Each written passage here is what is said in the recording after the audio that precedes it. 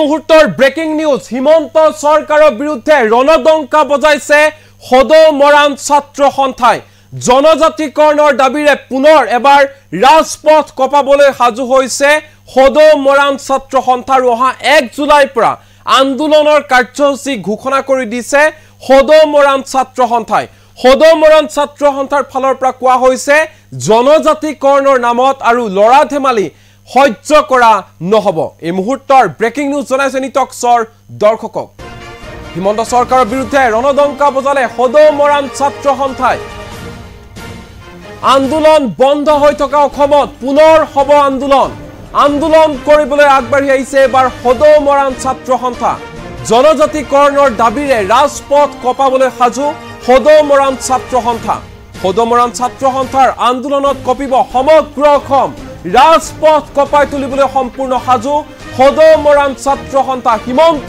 সৰকাৰৰ বিৰুদ্ধে আন্দোলনৰ কাৰ্যসূচী ঘোষণা কৰিছে মোদী চৰকাৰৰ বিৰুদ্ধে আন্দোলনৰ কাৰ্যসূচী ঘোষণা কৰিছে সদৌ মৰাণ ছাত্ৰ সন্থাই অহা 1 জুলাইৰ পৰা ধাৰাবাহিক আন্দোলন ঘোষণা কৰিছে সদৌ মৰাণ ছাত্ৰ সন্থাই জনজাতিকৰণক লৈ চৰকাৰৰ লৰা ধেমালি আৰু কেতিয়াও সহ্য কৰা নহব বহুত কৰিলে আৰু লৰা ধেমালি সহ্য আমি নকৰো 1 জুলাইৰ পৰা বাইক ৰেলী মানৱ শৃংখল কাৰ্যসূচী ৰণহুংকাৰ অৰ্থনৈতিক অৱৰোধৰ আন্দোলন কাৰ্যসূচী ঘোষণা কৰিছে সদৌ মৰাণ ছাত্ৰ সন্থাই অসম বন্ধ কাৰ্যসূচীৰ লগতে দিল্লী দিছপুৰতো গ্ৰহণ কৰিব প্ৰতিবাদী কাৰ্যসূচী সংবাদ মেল পাতি এই কথা ঘোষণা কৰিছে সদৌ মৰাণ ছাত্ৰ সন্থাই পুনৰবাৰ কৈছো যে হিমন্ত বিশ্ব শৰ্মাই বিভিন্ন সময়ত সংবাদ মাধ্যমৰ সন্মুখত কৈ আহিছে বৰ্তমান সময়ত আন্দোলন শূন্য অসম কিন্তু অসমত পুনৰ আন্দোলন হ'বলৈ গৈ আছে এবাৰ জনজাতিকৰণৰ দাবীৰে আন্দোলনৰ নেতৃত্ব ল'বলৈ গৈ আছে সদৌ মৰাণ ছাত্ৰ সন্থাই দিছপুৰ দিল্লী কপাবলৈ সাজু হৈছে সদৌ মৰাণ ছাত্ৰ সন্থাই হিমন্ত সৰকাৰৰ বিৰুদ্ধে ৰণদংকা বজাইছে সদৌ মৰাণ ছাত্ৰ সন্থাই জনজাতিকৰণক লৈ চৰকাৰৰ লৰা ধেমালি লুকা ভাকু বহুত হল আৰু সহ্য কৰা নহব 1 জুলাইৰ পৰা কেইবাটাও কাৰ্যসূচী ঘোষণা কৰিছে আন্দোলনৰ কাৰ্যসূচী ঘোষণা কৰিছে সদৌ মৰাণ ছাত্ৰ সন্থাই এই মুহূৰ্তত পোনে সংবাদ মেললৈ লৈ যাব বিচাৰিছে নিটক্সৰ দৰ্শকক শুনো আহক কেনে ধৰণে আন্দোলনৰ কাৰ্যসূচী ঘোষণা কৰিছে সদৌ মৰাণ ছাত্ৰ সন্থাৰ নেতৃবৰ্গই শ্ৰদ্ধাৰ সকলো সংবাদদাতালৈ আমি স্বাগতম জনাইছো সদৌ মৰাণ ছাত্ৰ সন্থাই আজি আমি সংবাদমেলখন আয়োজন কৰিব লৈছো পোনপ্ৰথমে মই আপোনালোকক চিনাকি আমাৰ সভাপতি গোবিন্দ বৰাদেৱ উপদেষ্টা ফুলেশ্বৰ চুতীয়াদেৱ উপসভাপতি সঞ্জিত মৰাণ সহকাৰী সাধাৰণ সম্পাদক বিৰাজ মৰাণ সাংগঠনিক সম্পাদক অৰবিন্দ বৰুৱা আৰু মিত্ৰ সম্পাদক ৰাজকুমাৰ নেওগ আৰু মই সাধাৰণ সম্পাদক জয়কান্ত বৰা ইয়াৰ পাছতে আমি আজি সংবাদমেলখন আয়োজন কৰাৰ মূলতে হৈছে মৰাণ জনজাতিক চৰকাৰে কৰি অহা প্ৰবঞ্চনা জনজাতিকৰণ আৰু ষষ্ঠ অনুসূচিত স্বায়ত্ব শাসনৰ দাবীত যি মৰাণ জনজাতিৰ কেউটা সংগঠনে ধাৰাবাহিকভাৱে আন্দোলনৰ কাৰ্যসূচী হাতত লৈ আছিল এই আন্দোলনৰ ফলত বৰ্তমানলৈকে কিন্তু মৰাণ জনজাতিক জনজাতিকৰণ আৰু ষষ্ঠ অনুসূচিত স্বায়ত্ব শাসন প্ৰদান নকৰিলে এই কথাখিনি আমি বাৰে বাৰে চৰকাৰী ঘৰত জনাই থকাৰ সত্ত্বেও শেহতীয়াকৈ যেতিয়া বিজেপি চৰকাৰখন 2016 চনত বিজেপি চৰকাৰ গঠন হৈছিল তেতিয়া এটা কথা স্পষ্টভাৱে তেওঁলোকে কৈছিল যে অসমৰ খিলঞ্জীয়া জনগোষ্ঠীসমূহক সুবিধা প্ৰদান কৰা হ'ব গুৰুত্ব প্ৰদান কৰা হ'ব কিন্তু আমি দেখিলো যে বিশেষকৈ মৰাণ জনজাতিক যিদৰে সুবিধাখিনি আচলতে প্ৰদান কৰিব লাগিছিল আৰু যিদৰে মৰাণ জনজাতিক জনজাতিকৰণ আৰু ষষ্ঠ অনুসূচিত স্বায়ত্ব শাসন প্ৰদান কৰিবলৈ আমি যি দীৰ্ঘদিনীয়া দাবী জনাই আহিছিলো এই দাবীটো কিন্তু আজিলৈকে বিজেপি চৰকাৰখনে আহ্বান কৰি আহিছে শেহতীয়াকৈ হিমন্ত বিশ্ব শৰ্মাদেৱৰ নেতৃত্বত যিখিনি সমিতি গঠন কৰি দিছিল এই সমিতিখনে আচলতে প্ৰতিবেদনসমূহ কি পৰ্যায়ত আছে আজিলৈকে কিন্তু আমাৰ স্পষ্ট আকাৰত জনাই নিদিলে গতিকে শেহতীয়াকৈ আমাৰ সদৌ মৰাণ ছাত্ৰ সন্থাৰ লগতে আমাৰ কেউটা সংগঠনে এটা সিদ্ধান্ত লৈছো যদি 2026 চনৰ আগত মৰাণ জনজাতিক জনজাতিকৰণ নিদিয়ে অনাগত ভৱিষ্যতে কিন্তু চৰকাৰখনে গণতান্ত্ৰিকভাৱে হওক অন্যান্য পন্থাৰে হওক এক আন্দোলনৰ মুখামুখি হ'ব লাগিব ইয়াৰ বাবে কিন্তু চৰকাৰখন দায়ী হ'ব আমি এই আন্দোলনৰ কাৰ্যসূচী আমি ইতিমধ্যে হাতত লৈছো অহা 1 জুলাইৰ পৰা আমি আন্দোলনৰ কাৰ্যসূচী হাতত লৈছো এই আন্দোলনৰ বিষয়খিনি আমাৰ সভাপতিদেৱে আপোনালোকক অৱগত কৰিব। বিধানসভা সমষ্টিৰ প্ৰায় 3 লাখ মৰাণ মানুহে একেলগে এই সংগ্ৰামখন আগবঢ়াই নিব। তিনিচুকীয়া, ডিগবৈ, মাৰ্ঘেৰিটা, ডুমডুমা, শদিয়া, মাকুম, চাবুৱা, লাহোৱাল, টিংখাং, দুলীয়াজান, মাহমৰা, সোণাৰী, নাজিৰা, শিৱসাগৰ, মৰিয়ানী, ঢকুৱাখানা, ধেমাজি, জোনাই, চিচিবৰগাঁও আৰু লখিমপুৰ এই 19টাকৈ বিধানসভা সমষ্টিত আমাৰ মৰাণ জনগোষ্ঠী বসবাস কৰি আছে। আৰু এই 19টা বিধানসভা সমষ্টিত কিন্তু আমি এই সংগ্ৰামখন আগবঢ়াই নিম। যদি জনজাতিকৰণৰ বিষয়টো যদি এইবাৰ চৰকাৰে গুৰুত্ব নিদিয়ে, 19টাকৈ বিধানসভা সমষ্টি পৰৱৰ্তী সময়ত কিন্তু তেওঁলোকে আমাৰ আন্দোলনখনৰ মুখামুখি হ'বলৈ সাজু থাকক। প্ৰথমতে মই সকলো সাংবাদিক বন্ধুসকলক আদৰণি জনাইছোঁ আয়োজনৰ সম্পাদকলৈ। আপোনালোকে নিশ্চিতভাৱে অৱগত ভূমিপুত্ৰ খিলঞ্জীয়াসকলৰ স্বাধিকাৰ সংগ্ৰামখনত মৰাণ জনজাতিকৰণ আৰু ষষ্ঠ অনুচ্ছেদভুক্ত স্বায়ত্তশাসনৰ প্ৰদানৰ দাবীত মৰাণসকলে দীৰ্ঘদিনীয়াভাৱে দাবী কৰি আহিছে আৰু আন্দোলন কৰি আহিছে। কিন্তু চৰকাৰে বিভিন্ন পক্ষত আলোচনা বিলোচনাৰ যোগেদি মৰাণসকলক জনজাতিকৰণ প্ৰদান কৰা হ'ব বুলি তেখেতলোকে আশ্বাস প্ৰদান কৰিছে, কিন্তু আজি পৰ্যন্ত কৰা নাই। দুখৰ বিষয়, যি সময়ত কংগ্ৰেছ চৰকাৰে চৰকাৰ গঠন কৰি আছিলে, সেই সময়ত কংগ্ৰেছ চৰকাৰৰ সময়ত বিজেপি চৰকাৰখনে তেখেতলোকে অসমৰ মৰাণ জনগোষ্ঠীটোৰ লগতে অসমৰ 6 জনগোষ্ঠীৰ জনজাতিকৰণ প্ৰদানকে মূল হিচাপে লৈ তেখেতলোকে এই নিৰ্বাচনত অৱতীৰ্ণ হ'ল। তাৰপিছত অসমৰ 6 জনগোষ্ঠীৰ অসমৰ ৰাইজে জনজাতিকৰণৰ এই বিষয়টো তেখেতলোকে যেনেদৰে আশ্বাস প্ৰদান কৰিছিলে, আশ্বাসক বিশ্বাস কৰি তেখেতলোকে সকলো ৰাইজে তেখেতক ভোটদান কৰিলে, চৰকাৰ গঠন কৰিলে। কিন্তু পৰৱৰ্তী পৰ্যায়ত তেখেতলোকে এই জনজাতিকৰণৰ ইছ্যুটো সম্পূৰ্ণৰূপে এৰাই চলিলে। এইটো দুখৰ বিষয়। যি সময়ত তেখেতলোকে কা আন্দোলনৰ যোগেদি বহিৰাগতক তেখেতলোকে বৰ বিয়া দিবলৈ সক্ষম হৈছে, যি সময়ত তেখেতলোকে বিভিন্ন ধৰণৰ বহিৰাগতৰ সংস্কৃতি আহি আমাৰ অসমীয়া খিলঞ্জীয়াসকলৰ সংস্কৃতি বিপদাপন্ন হৈছে, যি সময়ত আমাৰ খিলঞ্জীয়াসকলৰ ভূমি অধিকাৰ হেৰাই যোৱা উপক্ৰম হৈছে, ৰাজনৈতিক অধিকাৰৰ পৰা বঞ্চিত হ'বলগীয়া হৈছে, তেনে সময়ত কিন্তু অসমৰ ভূমিপুত্ৰসকলৰ কোনো স্বাধিকাৰ সংগ্ৰামখনত তেখেতলোকে কোনো সহযোগিতা কৰা অতি দুখৰ বিষয়। আমি মৰাণ ছাত্ৰ সন্থাৰ সেইবাবে ক্ৰোধিত হৈছো। মৰাণসকলক যি আজিৰ দিনলৈকে যি তেখেতৰ মিছা আশ্বাস দি এই তেখেতলোকে মৰাণসকলক ঠগি আহিছে, বঞ্চিত কৰি আহিছে, আমি মৰাণ ছাত্ৰ সন্থাৰে ক্ষোভিত হৈছো। সেইবাবে কৈছো যে কি হ'ল, এই এনেধৰণকে তেখেতলোকে আজি দিন কালি দিন কৰি বিজেপি চৰকাৰখনে আজি 10টা বছৰ অতিক্ৰম কৰিলে। কেন্দ্ৰীয় চৰকাৰে আজি 10টা বছৰ অতিক্ৰম কৰি তেখেত নতুন চৰকাৰ গঠন হৈছে। অসমতো ৰাজ্য চৰকাৰটো 10টা বছৰ ওচৰা-ওচৰি হৈছেগে, কিন্তু আজি পৰ্যন্ত এই বিষয়টো বিষয় হৈ ৰৈ আছে। আমি সেইবাবে মৰাণ ছাত্ৰ সন্থাৰে কৈছো যে অসমৰ যদি মৰাণসকলক বা অসমৰ অন্যান্য জনগোষ্ঠীক যিসকল জনজাতিকৰণ বিচাৰিছে 6 জনগোষ্ঠীয়ে, এইসকলে যদি অতি শীঘ্ৰে জনজাতিকৰণ প্ৰদান নকৰে, অনাগত দিনত আমি অতি শীঘ্ৰে কাৰ্যসূচী ঘোষণা কৰিছো। আজি সংবাদমেলৰ যোগেদি আজি কাৰ্যসূচী ঘোষণা কৰিছো। অনাগত দিনত ইয়াতকৈ ভীষণভাৱে আমি আন্দোলন কাৰ্যসূচী ঘোষণা কৰিম। আমি সেইবাবে আমি ক'বলৈ বিচাৰিছো যে কি হ'ল, আমি আজি পৰা 1 জুলাইৰ পৰা আমি মৰাণ ছাত্ৰ সন্থাই এলানি কাৰ্যসূচী ঘোষণা কৰিছো। আমি দীঘলীয়া কাৰ্য 1 জুলাই তাৰিখে তিনিচুকীয়াত প্ৰধানমন্ত্ৰী ৰাজ্যিক জনজাতি পৰিক্ৰমা মন্ত্ৰী সৰ্বানন্দ সোণোৱালৰ প্ৰতিকৃতি ড্ৰাফ কৰা কাৰ্যসূচী আমি গ্ৰহণ কৰিছো তিনিচুকীয়াত।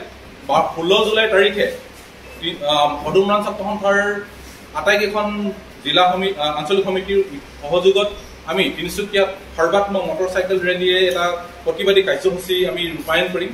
18 জুলাই তাৰিখে সদৌ মৰাণ ছাত্ৰ সন্থাৰ লাহোল আঞ্চলিক সমিতিৰ সহযোগত আমি ডিব্ৰুগড়ৰ জিলা আয়ুক্তৰ কাৰ্যালয়ত ধৰ্ণা কাৰ্যসূচী গ্ৰহণ কৰিছো। 20 জুলাই তাৰিখে সদৌ মৰাণ ছাত্ৰ সন্থাৰ গেলেকী আঞ্চলিক সমিতিৰ সহযোগত আমি শিৱসাগৰ জিলা আয়ুক্তৰ কাৰ্যালয়ত ধৰ্ণা কাৰ্যসূচী গ্ৰহণ কৰিম।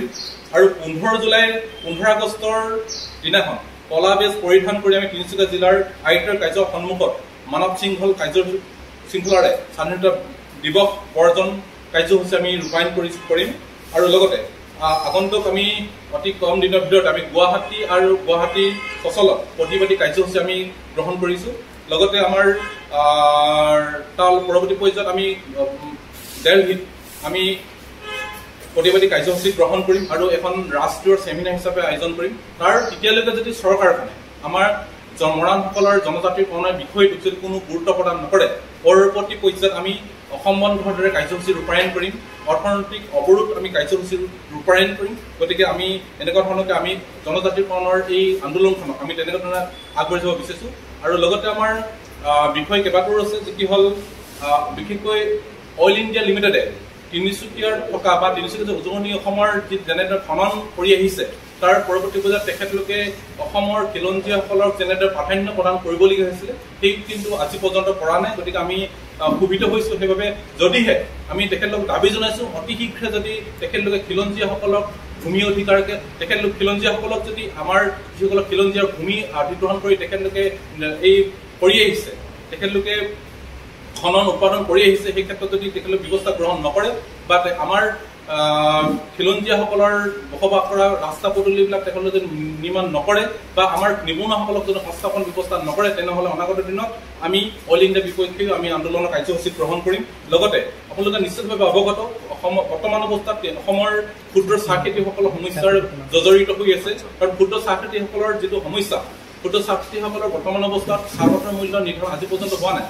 যি সময়ত মূল্য বৃদ্ধিৰে আকাশ পাইছেগৈ তেনেস্থলত অসমৰ ক্ষুদ্ৰ চাহ খেতিসকলৰ যি চাহ খেতি আজি পৰ্যন্তৰ দাম বৃদ্ধি হোৱা অতি দুখৰ বিশেষভাৱে আমি ইয়াৰ প্ৰতিবাদত আমি কাৰ্যসূচী পৰৱৰ্তী পৰ্যায়ত ঘোষণা কৰিম। গতিকে আজি সংবাদমেলৰ যোগেদি আমি জনাব বিচাৰিছোঁ যে কি হ'ল ভাৰত চৰকাৰে বা অসম চৰকাৰে এই সমস্যাবিলাক যদি সমাধান নকৰে তেনেহ'লে নিশ্চিতভাৱে আমি আন্দোলনৰ কাৰ্যপন্থা গ্ৰহণ কৰিম। দুখৰ বিষয় যে আমি বিভিন্ন সময়ত পাই আহিছোঁ যে ভাৰত চৰকাৰে বা অসম চৰকাৰে বিভিন্ন সময়ত কৈ আহিছে যে কি হ'ল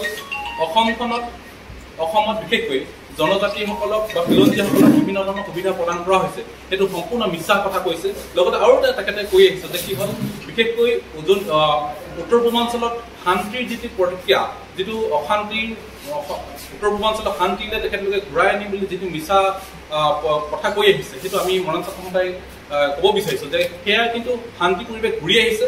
সেইটো কিন্তু একমাত্ৰ মৰাণ ছাত্ৰ সন্থাকে আদি কৰি অসমৰ বিভিন্ন জাতি জনগোষ্ঠীৰ সংগঠনৰ প্ৰচেষ্টা, অসমৰ জনসাধাৰণৰ প্ৰচেষ্টাত অসমৰ আৰু উত্তৰ পূৰ্বাঞ্চলত শান্তিৰ পৰিৱেশ সৃষ্টি হৈছে। কিন্তু যদি ক'ব বিচাৰিছোঁ ইয়াৰ মূলতে কাৰণ হৈছে বিজেপি চৰকাৰখনে যেনেদৰে এই ব্যৱস্থাটো কৰিছিলে, শান্তি গ্ৰহণ কৰাৰ ক্ষেত্ৰত যি ব্যৱস্থা গ্ৰহণ কৰিছোঁ বুলি কৈছে, আমি কৈছোঁ যে কি হ'ল এইবাবেই তেখেতলোকক বিশ্বাস ৰাখিছিলে, আস্থা ৰাখিছিলে যে কি হ'ল সেই বিজেপি চৰকাৰখনে অসমত তেখেতলোকে আমাক শান্তি প্ৰতিষ্ঠা কৰি অসমৰ খিলঞ্জীয়াসকলৰ লগত একেলগে অসমত উন্নয়নৰ কাম কৰি যাব। কিন্তু তেখেতলোকে অসমৰ উন্নয়নৰ ক্ষেত্ৰত কোনো প্ৰাধান্য প্ৰদান কৰা নাই। খিলঞ্জীয়াসকলৰ ৰাজনৈতিক অধিকাৰ আজি পৰ্যন্ত প্ৰদান কৰা এই আন্দোলনখনৰ সদৌ মৰাণ ছাত্ৰ সন্থাৰ মৰাণ জাতীয় মহিলা পৰিষদৰ উদ্যোগত আৰু মৰাণ জনগোষ্ঠী আটাইকেইটা সংগঠনৰ সহযোগত এই আন্দোলন প্ৰক্ৰিয়াত আমি আন্দোলন আগবঢ়াই নিম। এতিয়ালৈকে আমি 6 জনগোষ্ঠীৰ লগত হেৰি কৰা নাই। গতিকে আমি মৰাণ ছাত্ৰ সন্থাই সুকীয়াকৈ আন্দোলন আগতে বহু আগতে আমি একচুৱেলি কি হ'ল চৰকাৰৰ প্ৰতি আমাৰ বিশ্বাস আছিলে। তেখেতলোকে বিভিন্ন সময়ত যে কয় যে ক'লোঁ যে তেখেতলোকে জনজাতিকৰণ প্ৰচেষ্টা তেখেতলোকে কৰি দি বুলি তেখেতলোকে যিটো আশ্বাস দি আহিছে, কিন্তু এইবাৰ নহ'ব। 10 বছৰ বহু সময় হ'ল, 10টা বছৰ এটা বছৰতে 10টা বছৰ অতিক্ৰম কৰিলে। 10টা বছৰ আমি মৰাণ ছাত্ৰ সন্থাই 10টা বছৰ তেখেতলোকৰ সেই কথাত আমি মানি লৈছিলোঁ, তেখেতলোকৰ আশ্বাস আৰু বিশ্বাসত মানি লৈ সন্মান জনাই আমি আলোচনাটো কৰিছিলোঁ আৰু তেখেতলোকক হেৰি কৰিছিলোঁ। কিন্তু তেখেতলোকে এই আশ্বাস আৰু বিশ্বাস মিছাৰূপে যিটো মিছা প্ৰতিশ্ৰুতি দি আহিছিলে তাক আমি মৰাণ ছাত্ৰ সন্থাৰ ধিক্কাৰ জনাইছোঁ।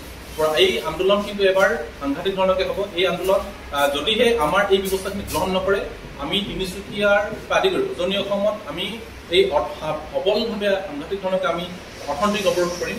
যদিহে আমাৰ এই দাবীখিনি পূৰণ নকৰে তেনেহ'লে অৰ্থনৈতিক অৱৰোধ হ'ব। এই অৰ্থনৈতিক অৱৰোধ কিন্তু যেতিয়ালৈকে মৰাণসকলৰ এই যি দাবী বা এই দাবী যদি পূৰণ নকৰা পৰ্যন্ত কিন্তু আমি এই আন্দোলন অব্যাহত ৰাখিম। নিশ্চিতভাৱে হয়তো ক'ৰবাত নহয় ক'ৰবাত তেনেকুৱা যদি নজিৰ আছে, কিন্তু বৰ্তমান সমিতিখনে তেনেকুৱা ধৰণে সিদ্ধান্তসমূহ আমাৰ আচলতে গ্ৰহণ কৰা নাই। আমাৰ যেতিয়ালৈকে ন্যায্যপ্ৰাপ্ত সংগ্ৰাম জনজাতিকৰণ আৰু 6ষ্ঠ অনুসূচীৰ স্বাস্থ্য শাসনৰ দাবী যেতিয়ালৈকে পূৰ্ণ নহ'ব তেতিয়ালৈকে কিন্তু মৰাণ ছাত্ৰ সন্থাই ধাৰাবাহিকভাৱে আন্দোলন কৰি যাব।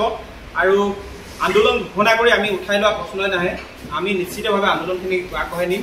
আৰু এই ক্ষেত্ৰত নিশ্চিতভাৱে মৰাণ জনজাতিয়ে সিদ্ধান্ত ল'ব, মৰাণ ছাত্ৰ সন্থাই নহয়। আমি ৰাইজৰ প্ৰতিনিধি হিচাপে, ৰাইজৰ এজন সেৱক হিচাপে আচলতে মৰাণ ছাত্ৰ সন্থাই মৰাণ জনজাতিৰ বাবে কাম কৰি আছে। গতিকে অনাগত দিনত যিসমূহ সিদ্ধান্ত গ্ৰহণ কৰা হ'ব মৰাণ জনজাতিয়ে ল'ব। বহু সমস্যা জড়িত হৈছে, এইবিলাক কিন্তু আজি পৰ্যন্ত সুবিধা প্ৰদান কৰা নাই। সেইবাবেই কৈছো যে কি হ'ল, সেই সমস্যা যদিহে পুনৰ যদিহে তেখেতলোকে অতি সোনকালে যদি অসমীয়া খিলঞ্জীয়াসকলৰ মৰাণসকলকে আদি কৰি অন্যান্যসকলৰ যদি এই খিলঞ্জীয়াসকলৰ অধিকাৰৰ ওপৰত যদি তেখেতলোকে কোনো ব্যৱস্থা গ্ৰহণ নকৰে, অনাগত দিনত যে পুনৰ অশান্তি পৰিৱেশ সৃষ্টি নহ'ব কোনো মানে নাই। নৱপ্ৰজন্মসকলক আমি মৰাণসকলে বা অন্যান্য জাতি জনগোষ্ঠীৰ সংগঠনবিলাকে আমি তেখেতলোকক সকলো ক্ষেত্ৰত এটা পৰিৱেশ আনি সমাজ এটা ভাল পৰিৱেশ আনি তেখেতলোকক এটা পৰিৱেশলৈ নি আছো। কিন্তু তেখেতলোকে যদি এনেকুৱা ধৰণৰ ব্যৱস্থা গ্ৰহণ কৰি থাকে, আমাক খিলঞ্জীয়াসকলক বঞ্চিত কৰি থাকে, অনাগত দিনত সেই নৱপ্ৰজন্মসকলে বেলেগ এটা দিশত যাবলৈ বাধ্য হোৱা নিশ্চিত। গতিকে ইয়াৰ বাবে যদিহে অসমৰ পুনৰ অশান্তি পৰিৱেশ সৃষ্টি হয়, তাৰ বাবে জগৰীয়া কিন্তু চৰকাৰে হ'ব। গতিকে আমি এইখিনিয়ে কথা। গতিকে পৰৱৰ্তী পৰ্যায়ত আমি মৰাণ ছাত্ৰ সন্থাৰ প্ৰতিটো কাৰ্যসূচীত এই হ'বলগীয়া প্ৰতিটো কাৰ্যসূচীত সকলো ৰাইজৰ মৰাণ ৰাইজৰ সহযোগিতা বিচাৰিছোঁ, অসমীয়া বিভিন্ন জাতি জনগোষ্ঠীৰ ৰাইজৰ সহযোগিতা বিচাৰিছোঁ। এই আন্দোলনৰ যোগেদি অসমৰ অস্তিত্ব ৰক্ষা সংগ্ৰামখনত মৰাণসকলৰ স্বাধিকাৰ সংগ্ৰামখনত যাতে আমি আমাৰ ষষ্ঠ অনুসূচীভুক্ত স্বায়ত্তশাসন প্ৰদান পাওঁ, মৰাণসকলৰ মূল দাবী জনজাতিকৰণ এই অধিকাৰ পাওঁ, তাৰ বাবে আমি সংগ্ৰাম অব্যাহত ৰাখিম। গতিকে সকলো ক্ষেত্ৰত সকলো ৰাইজৰ সহযোগিতা বিচাৰিছোঁ, সাংবাদিক বন্ধুসকলৰ সহযোগিতা বিচাৰিছোঁ।